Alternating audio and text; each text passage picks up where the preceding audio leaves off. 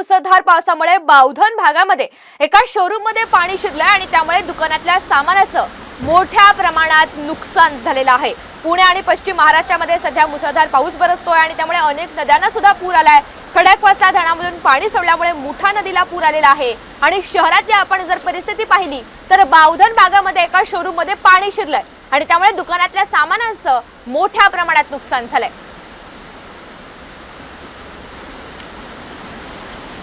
पुण्यातील अनेक भागांमध्ये सध्या पाणी शिरलेलं आहे, अनेक भागांना याचा फटका बसलेला आहे। सकल भागामध्ये पाणी शिरल्यामुळे याचा मोठा मनस्ताप पुणेकरांना सहन करावा लागतोय। सागर आवड आपल्याला अधिकची माहिती देतात। सागर, या ठिकाणी आपण पाहतोय बावधन भागामध्ये सुद्धा फटका बसलाय, तिथली काय परिस्थिती आहे? नक्कीच बावधन परिसरामध्ये हायवेला मोठ्या प्रमाणावरती पाणी जमा झालेलं आहे आणि याचा फटका जे गोडाऊन आहेत किंवा जे शेड आहेत या व्यावसायिकांना बसलेला आहे। अनेक बॉक्स सध्या वाहून गेलेले आहेत आणि बावधन परिसरामध्ये अजूनही मुसळधार जोरदार पाऊस सुरू आहे। याचा फटका जो आहे तो या ठिकाणच्या रहिवाशांनाही बसलेला पाहायला मिळतोय।